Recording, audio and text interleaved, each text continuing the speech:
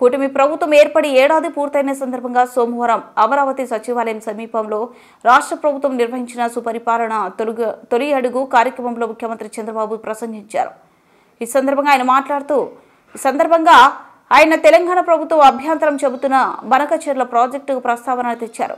ఈ ప్రాజెక్టుతో ఎవరికి ఇబ్బంది లేదన్నారు. గోదావరి బనకచెర్ల ప్రాజెక్టుతో తెలంగాణకు ఇబ్బంది ఉండదు. తెలుగు రాష్ట్రాలు బాగుపడాలంటే గోదావరి నీళ్లను 2 రాష్ట్రాలు వాడుకోవాలి. 3000 టీఎంసీలు నీళ్లు వృధాగా సముద్రంలోకి పోతున్నాయి. ఇందులో కొంత మొత్తం వాడుకున్న తెలుగు రాష్ట్రాలకు ఉపయోగకరంగా ఉంటుంది అని స్పష్టం చేశారు. ఇక రాష్ట్రంలో నిజమైన అభివృద్ధి రాజకీయ పాలనతోనే సాధ్యమవుతుందని చంద్రబాబు స్పష్టం చేశారు. ఇందుకోసం అధికారులు ప్రజాప్రతినిధుల సమన్వయంతో ఒక కుటుంబంలా కలిసి పనిచేయాలని ఆయన పిలుపునిచ్చారు.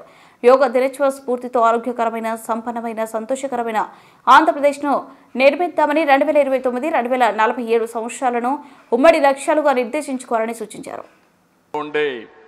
ఎన్డీఏ ప్రభుత్వం, రాష్ట్రంలో ఉండే ఎన్డీఏ ప్రభుత్వం డబల్ ఇంజన్ సర్కారు వల్ల ఏ విధంగా అభివృద్ధి సాధ్యమో ఈ ఒక్క సంవత్సరంలో మనం అది కొంతవరకు చేసి చూపించాం.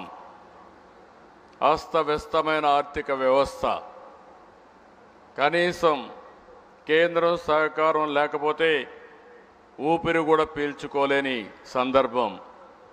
ఆ రోజు ఎన్డీఏ ప్రభుత్వం చాలా స్పష్టంగా చెప్పాం, విధ్వంసం నుంచి రాష్ట్రాన్ని కాపాడతాం, అదే మరి పునర్నిర్మాణ దిశగా ఈ రాష్ట్రాన్ని ముందుకు తీసుకుపోతామని చెప్పి ఈ ఒక్క సంవత్సరం తొలి అడుగు మాత్రం నేను ఒకటే మీ అందరికీ విజ్ఞప్తి చేస్తున్నా.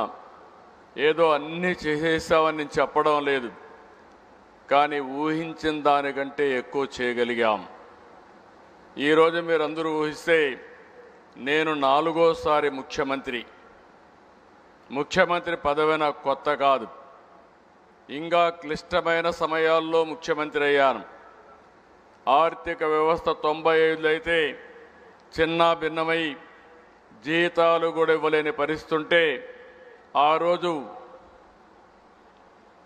ఆనాటి ప్రభుత్వాన్ని సమర్థవంతంగా నడిపించడమే కాకుండా అన్ని విషయాల్లో మనం ముందుకు తీసుకుపోగలిగాం. 99 నేనే ఉన్నాను కాబట్టి పెద్ద సమస్యలు రాలేదు. 2014లో రాష్ట్రం విభజనై కూర్చోవడానికి ప్లేస్ లేకపోతే ఇక్కడ నేను వచ్చాడు బస్సులో కూర్చొని పరిపాలన ప్రారంభించాం. అక్కడి నుంచి నిలదొక్కుకోవడానికి దేశంలో ఎక్కడా జరగని విధంగా 13.5% గ్రోత్ రేట్ CAGR సాధించి రాష్ట్రాన్ని ముందుకు నడిపించాం. 2019 నుంచి అన్నీ మనం చూసాం. కష్టాలన్నీ మనవాడు చెప్పారు. నేను ఆ విషయాలకు పోవడం లేదు.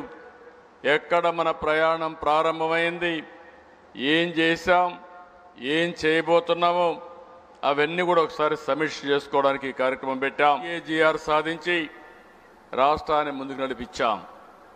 2019 నుంచి అన్నీ మనం